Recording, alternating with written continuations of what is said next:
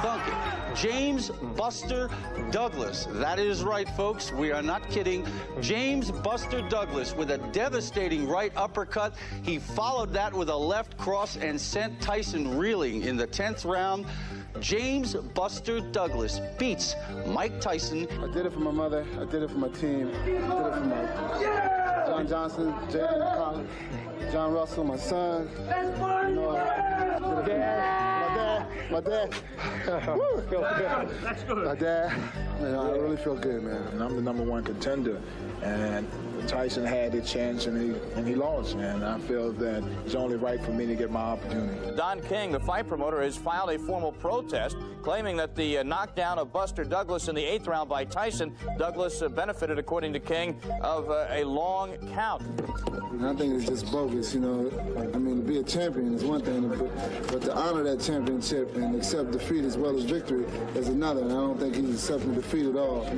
Our withdrawal of the protest, that leaves Buster Douglas in an optional position to do what he wants to do. As far as I'm concerned, Evander Holyfield is my first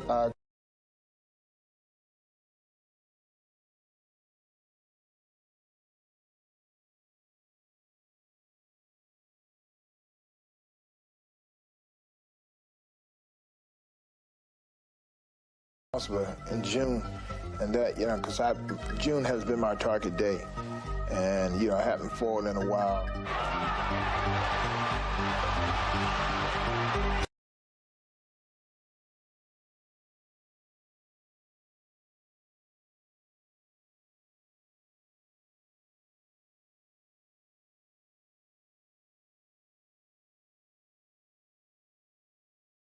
Happy with the outcome, and I think Don King is too.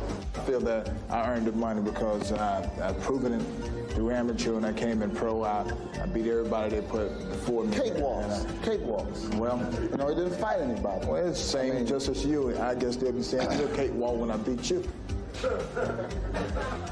Deep down inside, I believe I can make Buster quit. There's no way that he's going to walk into my fortress and make me surrender without due battle. I'm talking about a serious battle.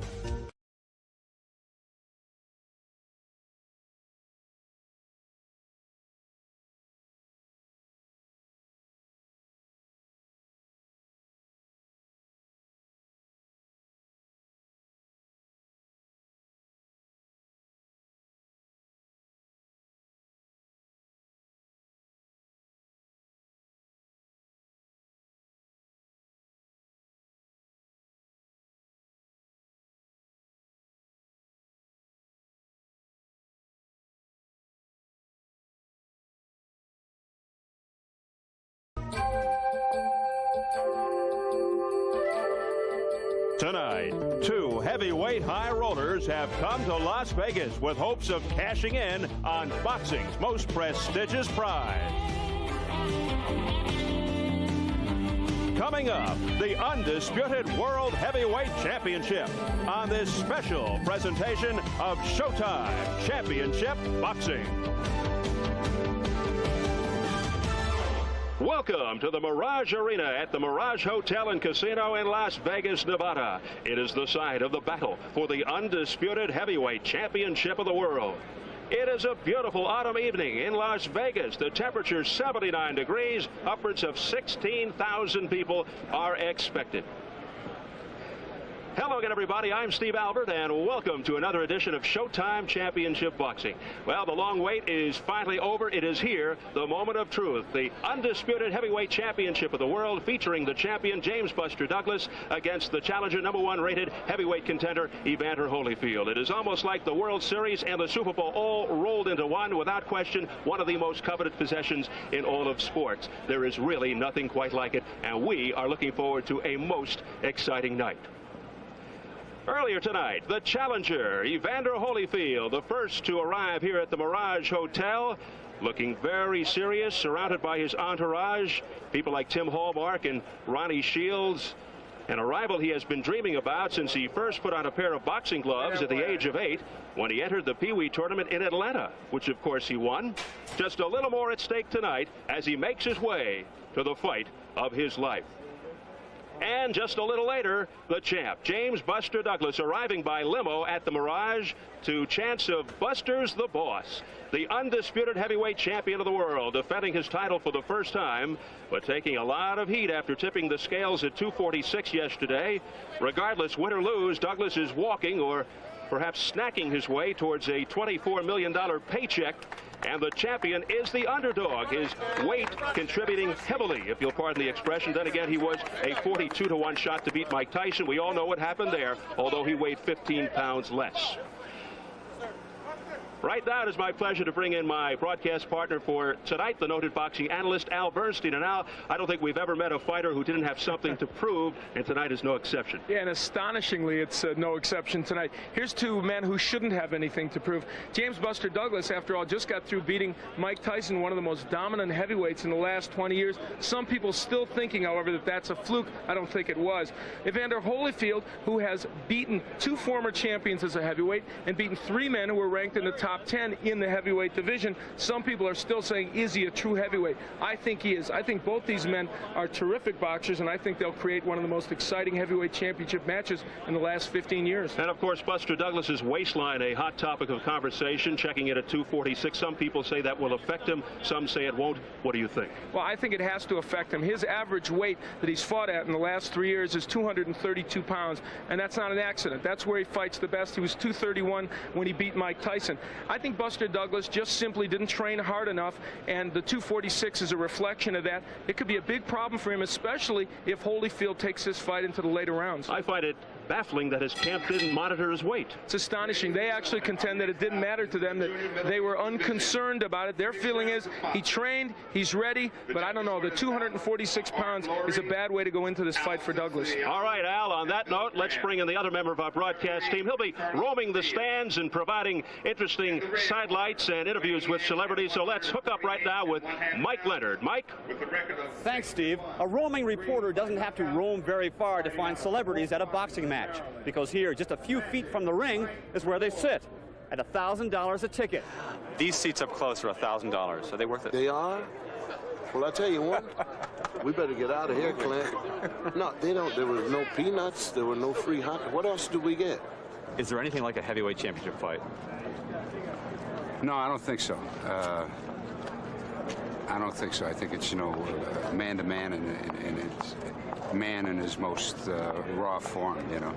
I think I've been to every major fight in the last 5 years, except the one in Tokyo. You know, it's amazing how much more exciting a heavyweight match will be compared to a welterweight or a middleweight. I don't know what the reasoning for that. I guess it goes back to the beginning of boxing, and it has always been that way. The heavyweight's always been the one that gets all the publicity, and I guess it'll always be that way. Is it worth it to sit in a $1,000 seat for a fight?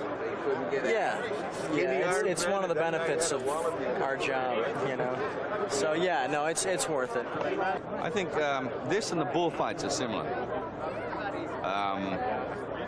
and that it takes us back to that period of Roman excess, where they had the Colosseum and they used to throw people on lions, and you know, it was a little more savage than this. You know, I like all fighting, but somehow when you see heavyweights, you know you're seeing the baddest dudes on earth.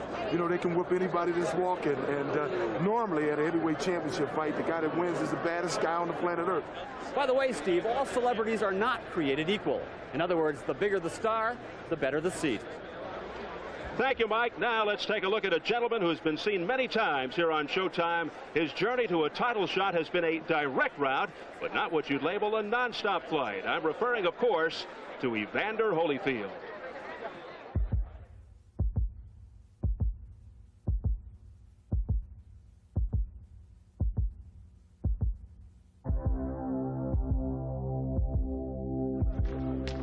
The #1 contender on the brink of his life's ambition, honed and cultivated by Team Holyfield. We're working for Evander. We want him to be champion of the world. He deserves to be champion of the world.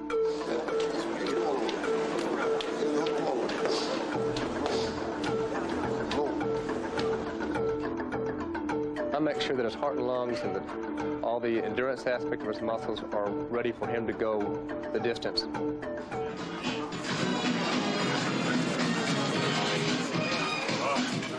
Okay. just got this wall around him of muscle, and I'd like to open up the door and let him out. There's a very tight spot right here. Very, very tight. And of course, this being tight affects the whole body. And if you can stretch it out, then he has more freedom up here. I gave him all the power and knowledge of building stronger muscle. 4, 5, 3 more, baby. 6, go 7. 7, 1 more. Get 8. My job is to arrange his fights, negotiate the terms, and also market Evander Holyfield to the public. And I want to introduce to you a guy who not only is a great fighter, but a great gentleman, Evander Holyfield. Once I'm in the ring, I got to prove it. I got to prove that it's all worth the while. And I know that all this waiting and being patient all depends on how you make the best of the opportunity. Holyfield's countdown to the heavyweight championship began in the spotlight of the Olympics. Ironically, it was bronze, not gold, that brought him initial fame.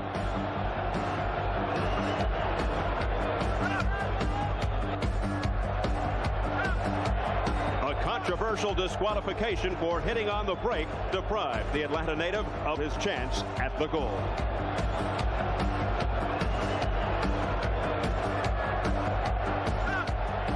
I was a member of the 84 team, and it's a big honor for me.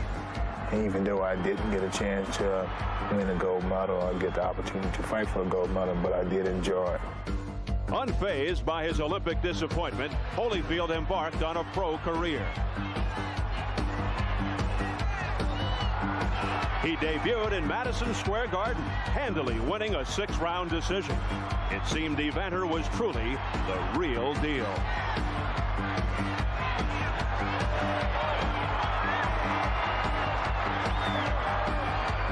Holyfield did not have to wait long for his shot at a world title. After only 11 pro fights, the former Olympian challenged white Muhammad Kawi for the WBA junior heavyweight crown.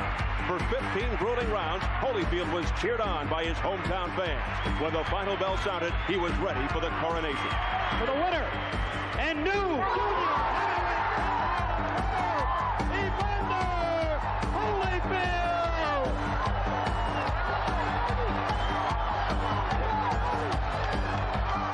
My first goal was to be a world champion, which I didn't know was I was going to be the world champion light heavyweight division or the cruiserweight or heavyweight. Evander was the first of his Olympic class to win a world title. Within 2 years, he unified the division. With no cruiserweights left to conquer, set his sights on the world heavyweight champion.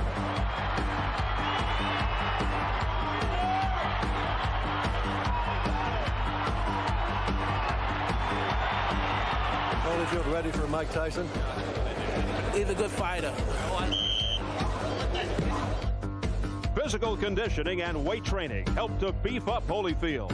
Boxing Body Beautiful was now armed to do battle in the heavyweight ranks.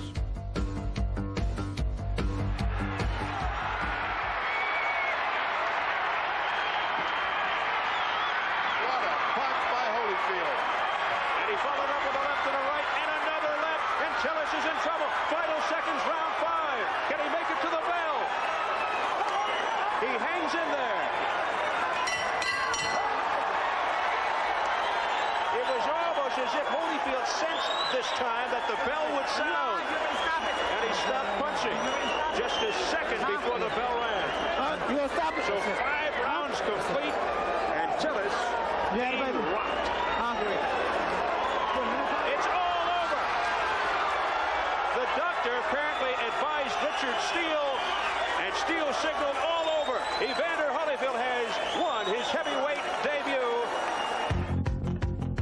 He rose through the ranks to become the #1 contender.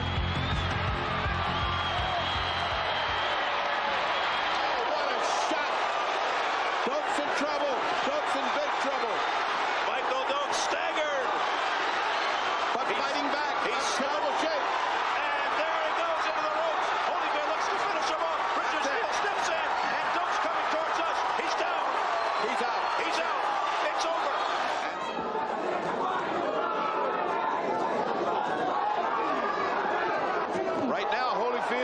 getting untracked. He's finally woken up. Fans are going wild, but down goes Rodriguez out of nowhere. Adelson Rodriguez is on the canvas. He's not getting up. He hit his head on the canvas, and he's not getting up. It's all over. Here in the second round, Evander Holyfield has KO'd Adelson Rodriguez. Now Holyfield's fighting like the #1 contender. He's really upset. He's fighting angry. Holyfield putting the court on. This is vintage Holyfield. Focused, concentrated, looking for his knockout. Too much. The doctor said, dog, it says to us, and that is it. Holyfield has won. I have beaten everyone I faced, and I've enjoyed myself throughout my whole career. And I did things that I wanted to do, and I fought good opponents that, you know, brought the best out of me. The time had come for a showdown. I would love to fight Evander Holyfield, but by no means, right now. We jump through hoops. Right now, today, tonight, in the ring, out of the ring, anything he wants. We are hopeful of going to Tokyo, Japan to fight James Buster Douglas if he should beat his opponent on the November 18th card. And from there, you know, is anybody can play. You know, that means it's Evander Holyfield. He's standing right there, and we want Evander Holyfield, and we want to be able to get him sometime in the very near future. But James Buster Douglas had plans of his own, and Holyfield had to set his sights on a new target. Evander, let me ask you, are you surprised by the outcome? Well, not really surprised. I came into this fight with an open mind that I was going to fight the winner of the match, because my goal is to be the heavyweight champion of the world, not just to fight Mike Tyson. While Douglas spent his summer fighting in the courts, Holyfield confined his battles to the ring.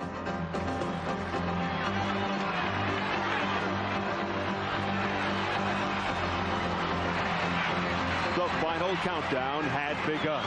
The champion would meet the #1 contender. Evander Holyfield is the #1 reigning contender. And it's a challenge for James Douglas, a pleasure actually, to put his title up on the line to fight Evander Holyfield. The road that began in the Los Angeles Sports Arena will end in the desert of Las Vegas. Through all that time, it gave me an opportunity to develop even more. I feel that I'm better now than I was then, and even though, you know, I was pushing for the fight then, even now it would just be even sweeter.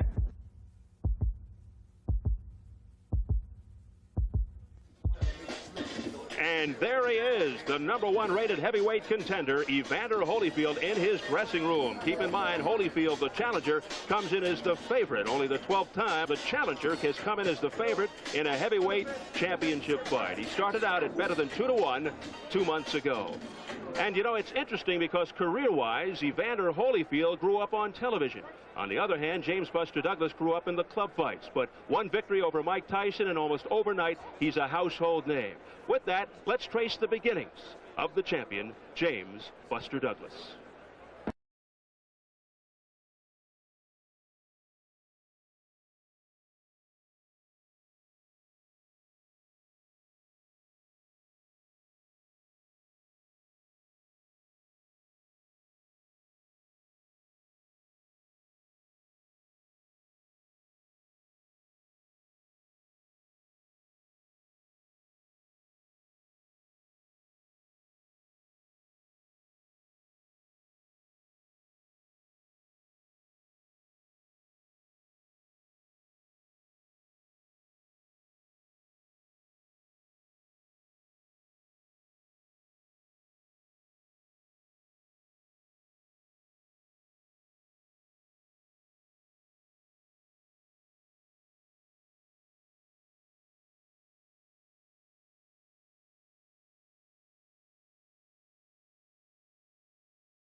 James Buster Douglas, under the guidance of his father, to fight professionally.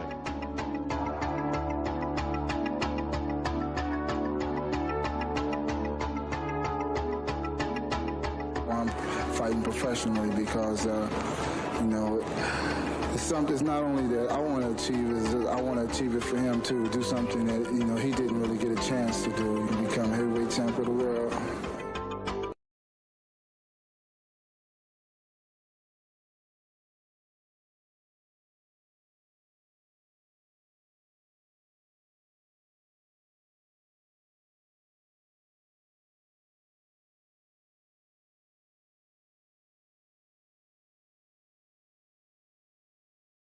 Lately, Douglas has been compared with the fictional Rocky.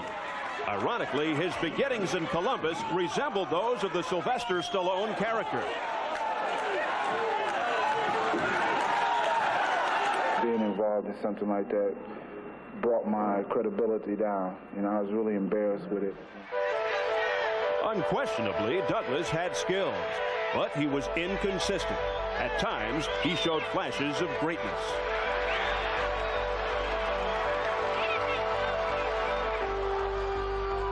Other times, he would lose his concentration or simply run out of gas against lesser opponents. But those close to Douglas always kept the faith. Well, James called me on his 24th birthday, which is April the 7th, 1984, and said he would like to talk to me about getting involved with his career. He brought out the plate and said, at this point, this is what we have, but, and we all put our efforts together, then we can just, make this thing really flourish. Dissension in the Douglas camp undermined his first attempt at a world title. Soon after this fight, Bill Douglas would no longer be his son's trainer.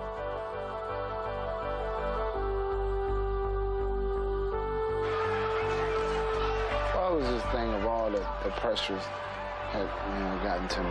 And like I said, it was going into the fight wasn't on the best.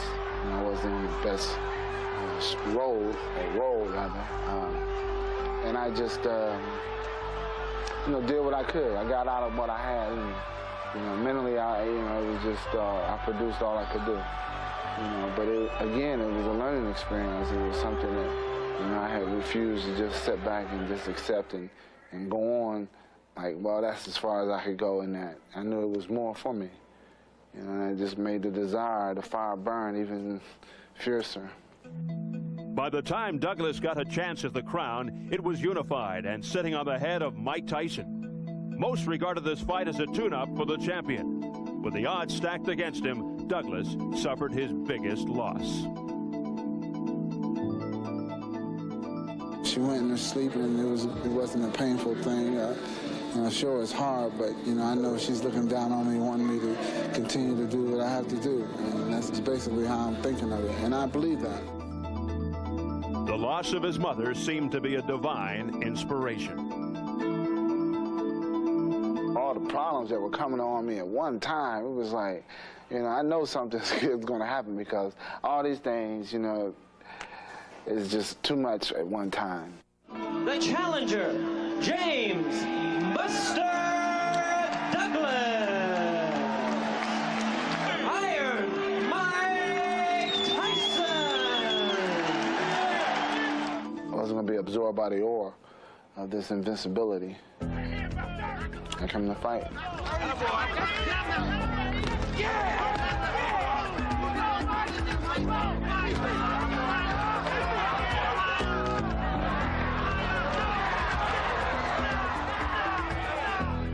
I was in control, but I overstepped my boundaries, I think.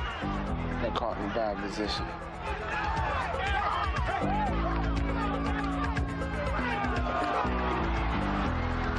I was surprised, like startled, focused, still focused. I just picked up the count and got back up and did my thing.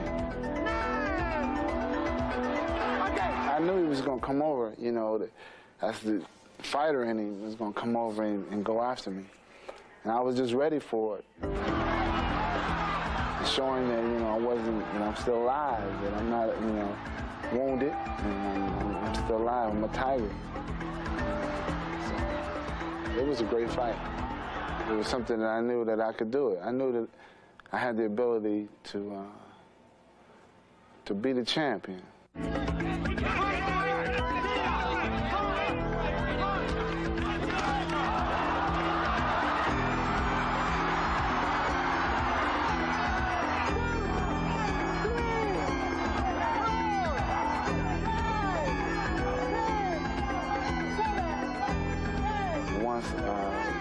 succeeding and achieving that, it was the ultimate feeling. It was the ultimate goal. I mean, it was a dream come true. You're the heavyweight champion of the world. You know, and it really hasn't sunk in yet. Yeah, I would, yeah. I mean, arriving at the airport, and I thought I was just going to come on in, get in the car. Nope, not anymore. On, but, all that's different. Right. You're the champ now. Right, and it's like, I wonder why all these people are around me. And I'm the heavyweight champion. Yeah, there you go.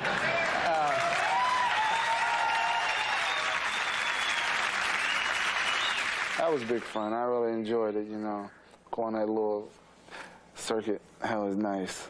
Had a good time meeting Johnny, David Letterman, Brian Allen, you know. It was big fun. What wasn't fun for the newly crowned champ were the court battles over his promotional rights with Don King. He gave me a hard time, that's for sure. He gave me a hard time. He fought. But that was something that I wasn't used to. That was a new arena, you know, the courts. Never been in there before. We settled it. There's no winner. There's been a resolution of our differences. Let's leave it at that. That's a good way of putting it. We're very happy with the outcome, and I think Don King is too. Both people got what they wanted. They didn't get the total victory, but you know, it was evenly divided.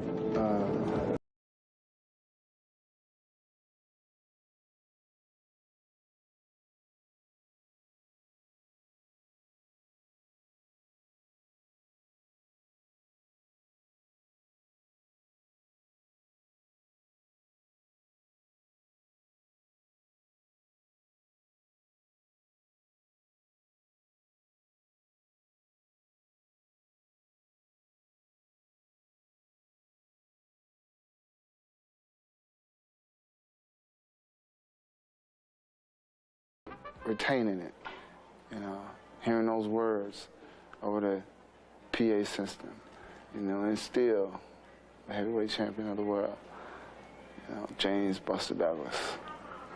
That's a goal now.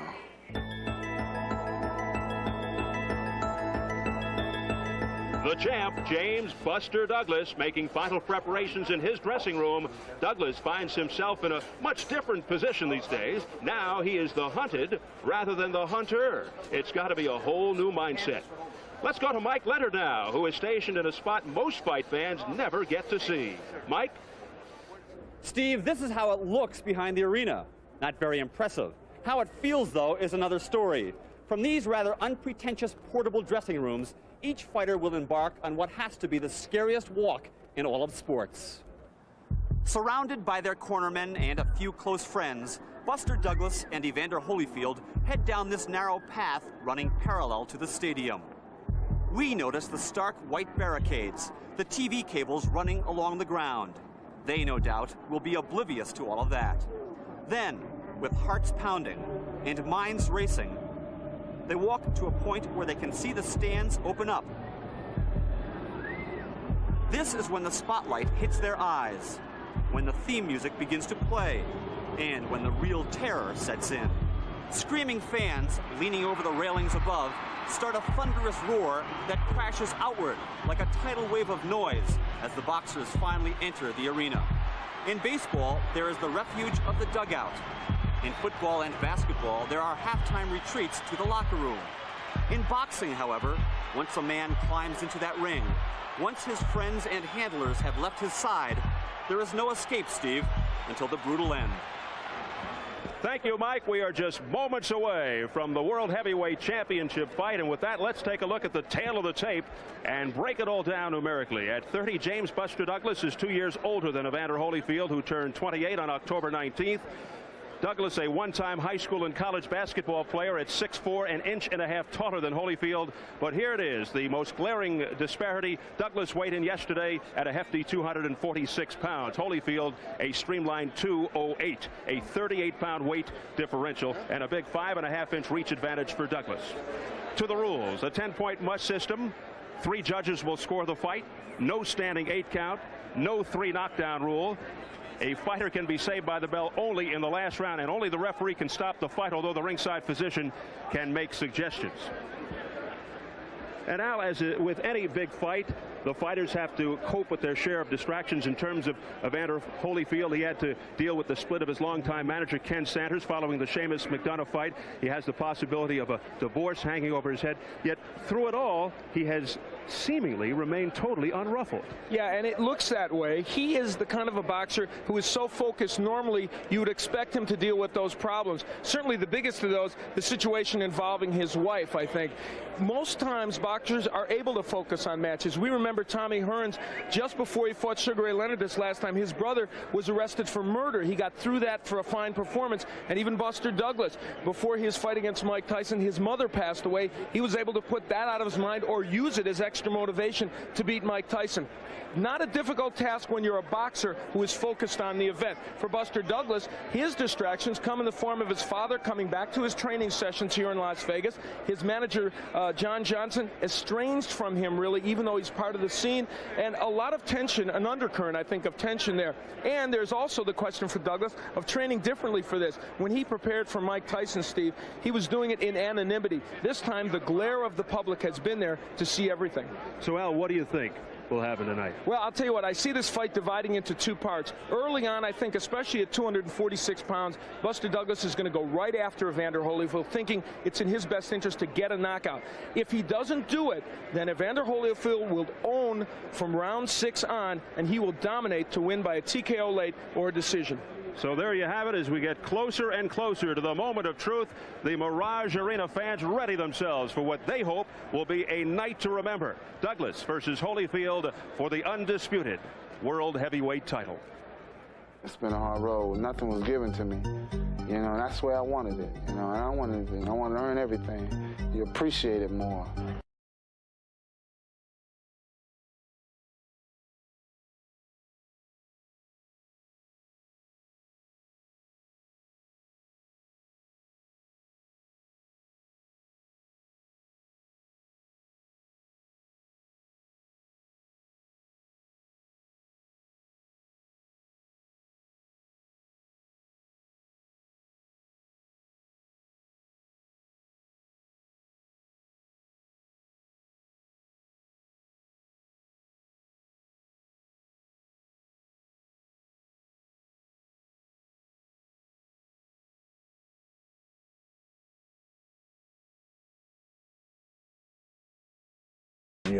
It won't be a match. He's going to come and try to, you know, take it away.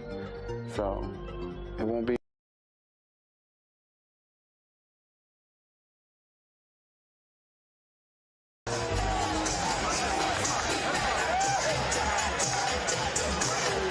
And here comes the challenger, undefeated Evander Holyfield, that same stone-faced, poker-faced look before every fight, totally focused. The music is spinning. MC Hammer's We Pray. Holyfield told us yesterday he prays all the time. Maybe just a little harder tonight. He's been a very patient man, waiting for this moment for a long time. The so-called late punch at the '84 Olympics, which denied him the gold, and then last year coming so close to a huge fight, monstrous payday with Mike Tyson, only to watch as a man named Buster Douglas snatched it away. But he kept waiting quietly and in dignified fashion. While he was waiting, he was winning. But despite his record, 24-0 with 20 knockouts, many are still not convinced, feeling that he's a blown-up cruiserweight, not a true heavyweight, even though he's 6-0 as a heavyweight, all by knockout. Led by the ubiquitous Lou Duva, Evander Holyfield, with some final high fives, makes it to the ring.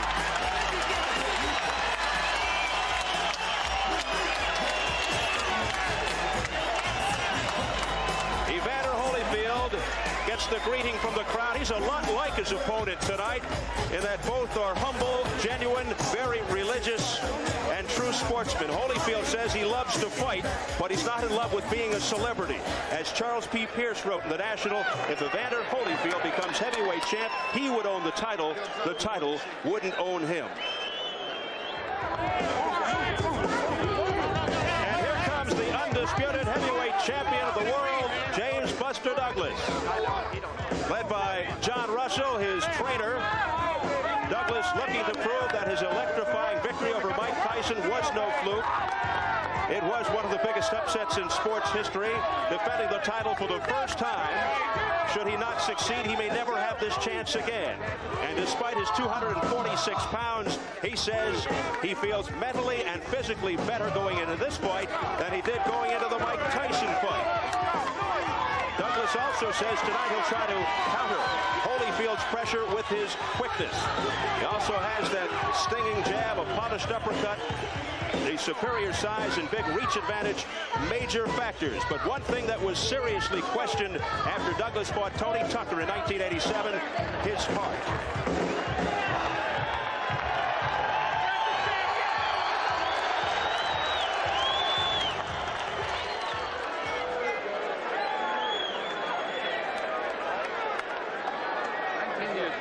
Away from the undisputed World Heavyweight Championship, James Buster Douglas looking to defend his crown against #1 rated contender Evander Holyfield. Let's go to ring announcer Robert Folk.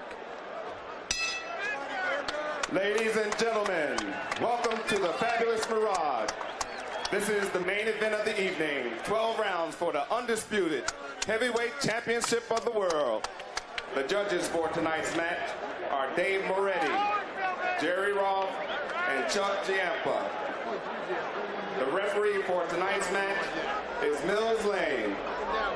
Ladies and gentlemen, almost a year ago, he opened up the stadium. And now he's back as the master of ceremonies and your host. Ladies and gentlemen, it's my pleasure to introduce to you Sugar Ray Leonard.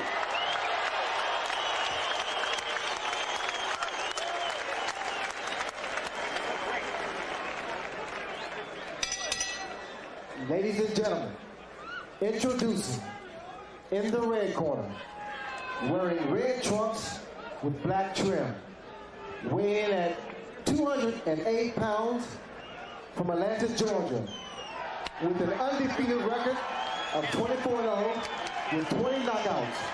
The #1 ranked heavyweight contender of the world, ladies and gentlemen, Evander Real Deal Holyfield.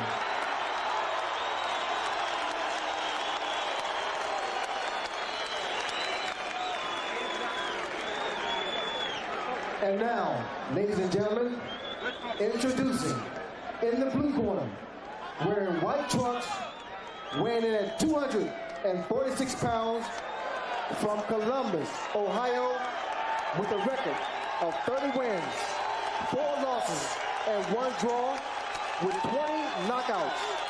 The undisputed heavyweight champion of the world, James Buster Douglas.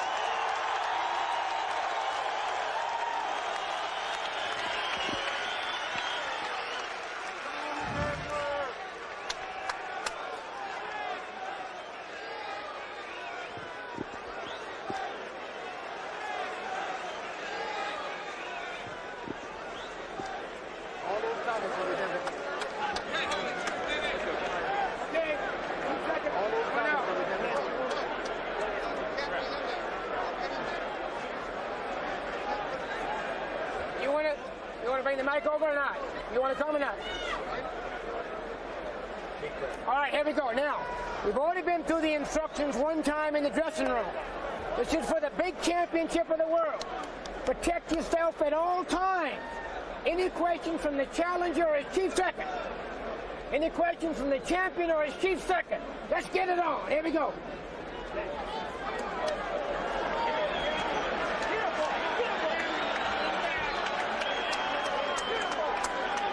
So up the final instructions from veteran referee Mills Lane and his familiar "let's get it on." Evander Holyfield is looking to take the heavyweight championship away from James Buster Douglas.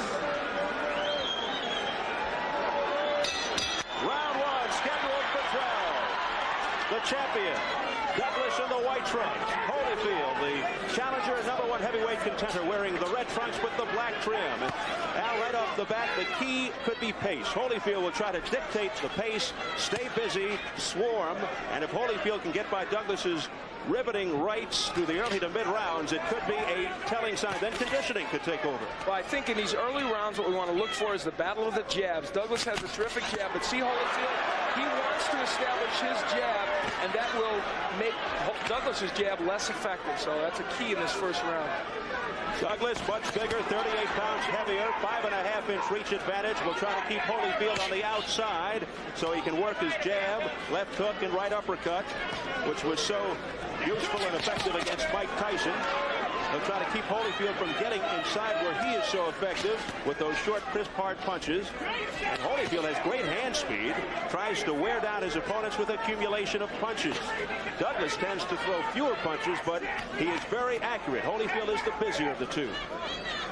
Holyfield putting better combinations together so far in his first round. He seems much looser to me. And you see how he always finishes his combination off with a hook. That's something he doesn't feel Douglas does. And there is that hook after a two-punch combination for Holyfield. Holyfield tends to get hit often, but says people think he gets hit harder than he actually does. He told us the only time he was hurt or stunned was against White Kawi in the first meeting and against Carlos De Leon. There's a counter right hand by Douglas, a key weapon for him. He's trying to find the range. Buster is looking to find the range with the right hand. That's why he's pawing with the jab. Whereas Holyfield's trying to find the range for that left hook. Holyfield respects Douglas's skills, not overconscious of his size, and is not getting sucked in by Buster's weight problems. But he does question Douglas's intestinal fortitude, which was really illustrated against Tucker in '87. One of the important things for Holyfield here is he's using the jab a lot, Steve. Can't let it languish out there because Douglas has such a quick right hand. So a feeling out process here in round one. And with regard to Buster's stomach, Holyfield's co-trainer Lou Duva said, "I hope there is some food left in the hotel after the fight." Little boxing humor there, ladies and gentlemen. More Buster Douglas tummy jokes than anything. Big right by Holyfield. Not a huge punch, but you can see he's finding the range with that punch as well as the jab. So this first round, what Holyfield wanted very much. Evander Holyfield dictating the tempo out of the gate. Final seconds, round one. Great three-punch combination by Holyfield.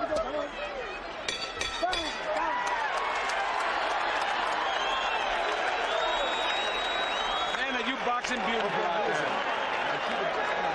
The right tempo. See, don't get in a fight with him. Just box him, you understand? Just keep him thinking that you're going to raise hell, see? But just keep that left jab going and your combinations, you understand? Keep him on outside. You don't have to go inside yet, right?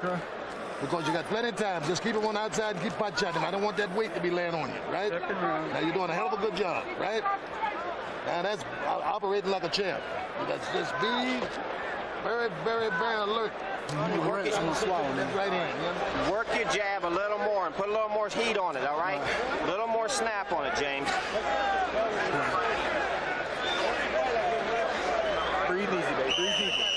Step forward. All right. Breathe easy. Relax.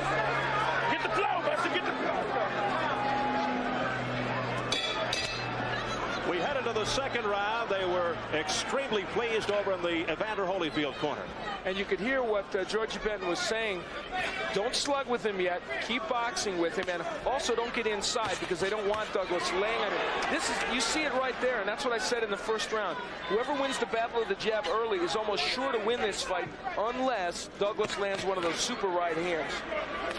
And Al, in most cases, when there were big weight disparities in heavyweight championship fights, the smaller fighter has won. And Evander Holyfield hopes that history repeats. There have only been 5 men who won the heavyweight title over 230 pounds, which is really an astonishing statistic when you think about it. Of course, Primo Carnera, 270 in 1934. He's a lineman. Amazing. Douglas at 246, Holyfield 208. Action in round 2. Both flicking the jab.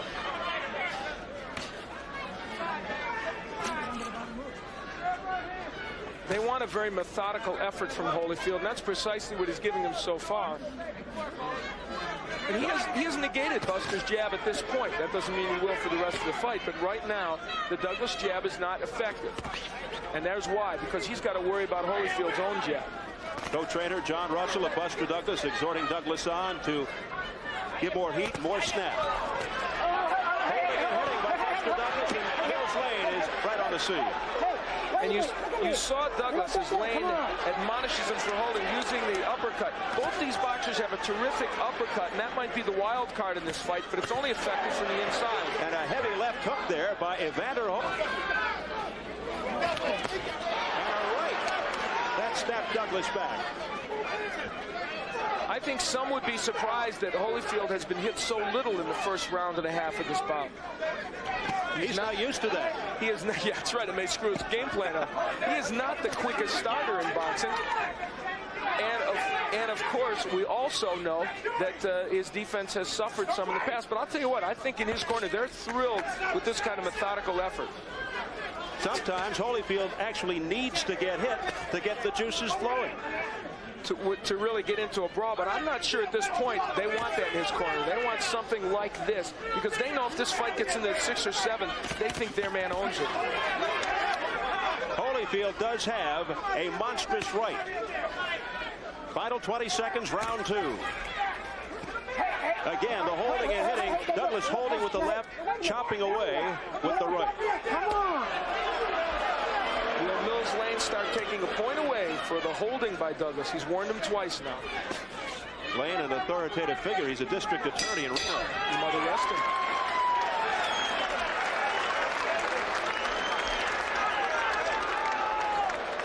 That's better, James. You're starting to get loose now, okay? Come on. You're loosening up. Watch your hands up now. A little more combinations, all right? You got to stay on the ground. You are not on the ground. Get your butt in the ground. Right here. One more time. The 3 punches. Jab, right hand, stick off. Right there. Right there. You got to put 3 and 4 punches. You know what I mean? There you go. And all right. You feel yourself, champ. You got to feel yourself. Off the dress. Every time you hit him in the belly, he's pulling up. He's pulling up. Concentrate, just moving. Go to that belly. Work with belly. You hit him with the right hand, come back with the left hook right into the belly. Don't stand still too long. Don't stay in one spot too long. Let's go, champ.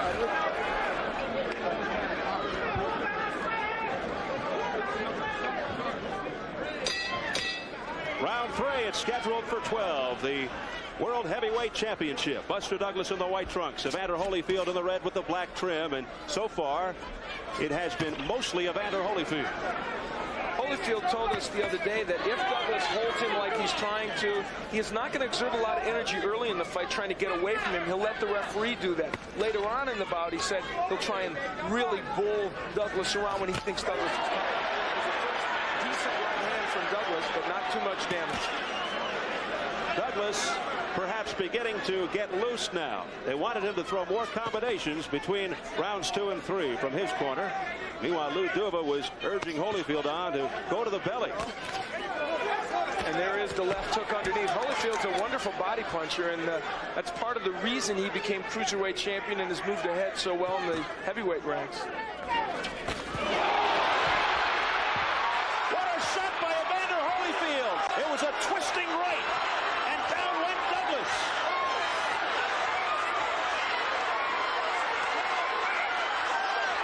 There's a new heavyweight champion of the world, and his name is Evander Holyfield. And how much more unlikely could this scenario be? Not Douglas winning early, not Holyfield throwing a left hand. It is, instead of Douglas's right, it's Holyfield's right that creates a one-punch knockout. I don't think anyone would have expected this scenario to come about. It ends in round 3. Douglas still down. Holyfield being hugged and congratulated. Lou Duva in the center of things. Evander Holyfield is the new heavyweight champion of the world. Well, I think as we look at Buster Douglas and certainly hope that he will be okay, he didn't have even a chance of getting up. That overhand right just devastated him, and it came, by the way, after Lou Duva urged Holyfield to go to the body, which brought that left hand down from Douglas, and so the overhand right was there for Holyfield.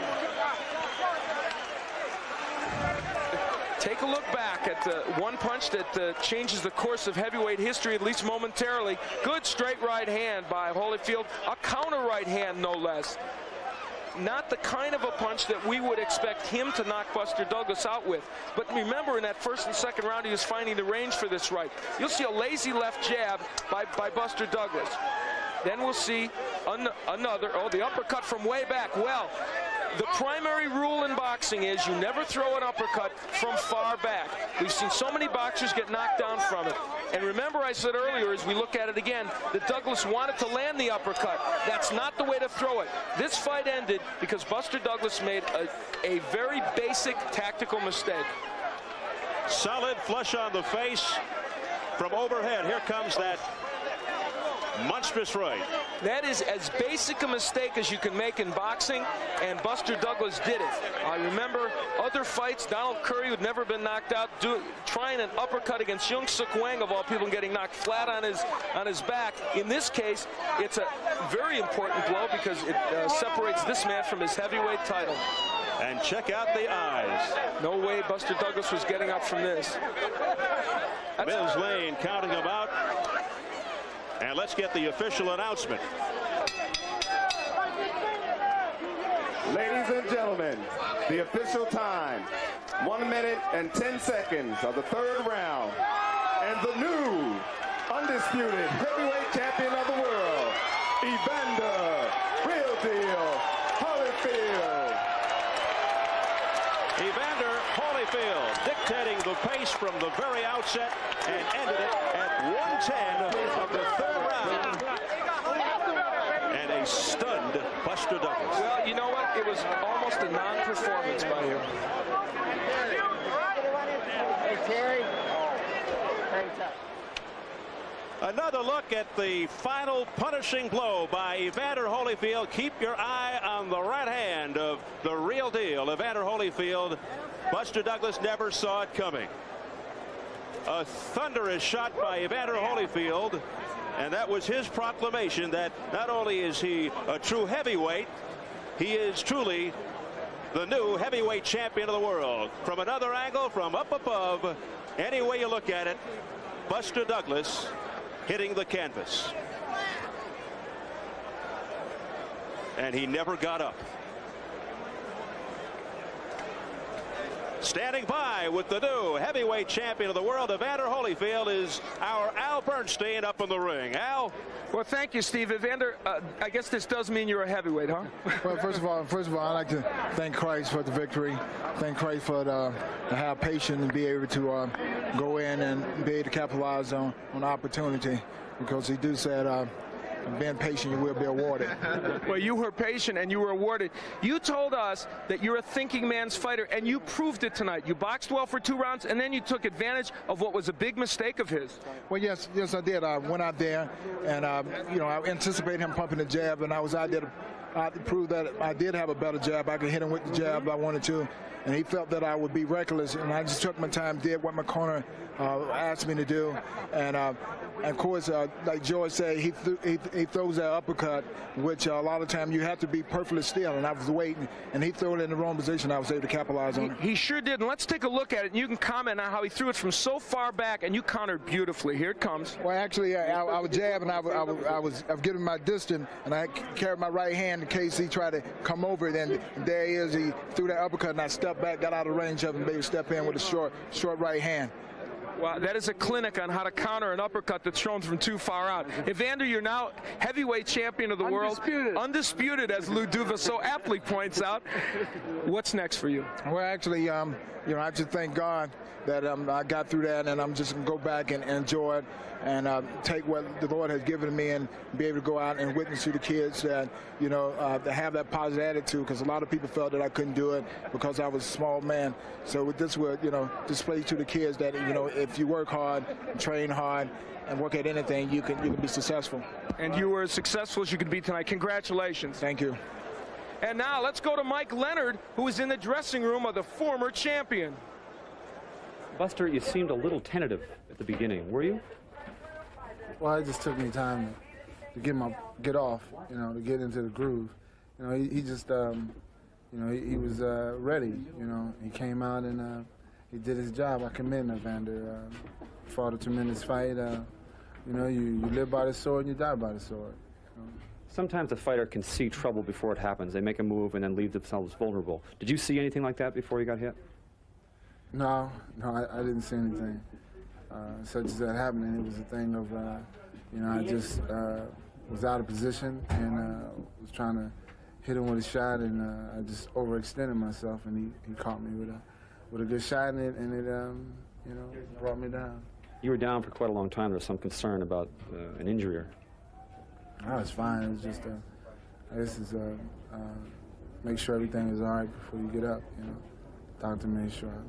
And Evander Holyfield is a good fighter? He's a great fighter. You know, he's a tremendous fighter. That's why I wanted to put my words against his. You know, it was an opportunity for me to, you know, fight a great fighter, and I did. And, you know. This is always the worst time to ask about a future, but do you think about that now? No. Just going back home? Yeah, just regroup and think about things. Okay, Buster. Thank you very much. Steve? All right, Mike, we just saw one champion get unseated, but early 1991 and another big fight coming up here on Showtime. Sugar Ray Leonard will try to unseat WBC super welterweight champion Terry Norris, and we've got both of them with us right now. And Sugar Ray, this is a very formidable opponent. A lot of people are saying that you're taking a major risk in fighting Terry Norris. What do you say to that? Well, I'm glad to hear that. As a matter of fact, this young man here would push me to my limits because he's younger, he's faster. I just had the experience, so what I have to do, I have to nullify his speed and try to break him down. But Terry Norris proved that he wanted to be champion. You know, he had one mistake. He came back and just totally annihilated John the Beast Mugabe. So I look forward to this young man challenging me. Terry, what do you think about going up against a legend in boxing? Well, I'm thrilled to be fighting Leonard. I respect the man, you know, for what he's done for boxing. I'm gonna do my best to, you know, do what I've been doing, come out the victor. Keep your hands down. What's your biggest concern against a guy like Leonard? Leonard, basically his experience. You know, he's been in the ring with all the best. You know, and I'm coming up. I think I got the skills to beat Leonard. What's tougher, getting hit in the head by Tommy Hearns or standing and speaking in front of 16,000 fans here as the ring announcer? I'd rather be fighting Terry than to get up there and try to memorize the script. As a matter of fact, you know, it's experience for me, but I quit. I quit that job. Speaking of Tommy Hearns, there's a hot rumor going around that his former longtime manager trainer, Emmanuel Stewart, might very well be in Sugar Ray Leonard's corner next fight. Any validity to that? Well, I won't discount it. I won't dismiss it, rather. You know, Emmanuel and I, we go way back, and there's a great possibility. What would happen, how about this scenario, if you fought Hearns again? What would that create for Emmanuel Stewart? That would put him in a strange position. Well, as usual, that wouldn't, as far as I'm concerned, that isn't totally relevant because right now I'm going to be focused on one particular man. That's Terry Norris. All right, we'll see that early 1991 on Showtime. Sugar Ray Leonard against Terry Norris. Good luck to you both, fellas. Thank you. Thank you very much. Let's turn back to my partner, Al Bernstein, and how about summing things up tonight? A stunner. Well, it was a stunner, and I'm afraid from the Buster Douglas standpoint, he was a no-show tonight. The weight was 246. Questions about how hard he had trained, and I'm afraid he answered those questions. He was never in this fight, and he made a basic boxer's mistake, got hit with a big right hand, and when you're not in great condition, Steve, those are the kind of right hands that knock you out. So I'm not taking away from Evander Holyfield's performance. He was very precise in what he did tonight, and I'll tell you what, he not only proved he's a real heavyweight, he proved he can box when the occasion calls for it. Where does Holyfield go from here, Al? Well, he would want to go to see George Foreman, obviously, and the public would like that match. It's an intriguing matchup, and what we saw tonight, in my mind, makes people think, some of the boxing people probably think that Holyfield might even do better against Foreman than some thought, because he showed those boxing skills, and that's what you need to do against a big man like Foreman, hit him with a lot of punches quickly. What about the controversy with all of the sanctioning bodies, all the complications? Where does, for example, a Don King figure into all of this? Well, Don King, of course, is the gentleman that released on his stationery the press release that said that all three governing bodies were going to make the winner fight Mike Tyson. Bob Lee of the IBF immediately repudiated that. So I think what's going to happen is the three different organizations will have to sort this out. There's no reason in my mind why they should. In my opinion, Evander Holyfield is champion, and he certainly should not have a mandatory defense right away. And if he wants to go fight George Foreman, he ought to be allowed to do it. Well, that about wraps things up, Al. It was great working with you, and once again, The new heavyweight champion of the world is Evander Real Deal Holyfield with a third-round knockout over James Buster Douglas. That'll do it from the Mirage Hotel and Casino here in Las Vegas, Nevada. For Al Bernstein, our entire crew, this is Steve Albert saying so long, everybody.